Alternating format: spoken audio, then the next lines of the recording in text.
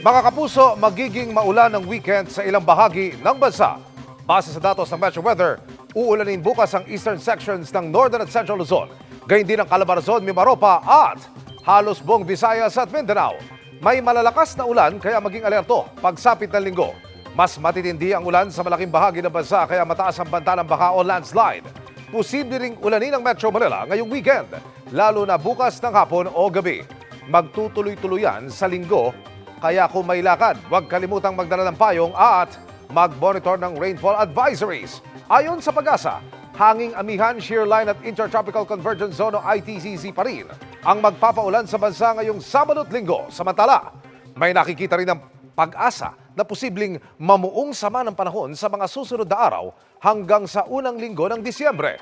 Maaari itong mabuo malapit sa silangan ng Southern Luzon, Visayas at Mindanao.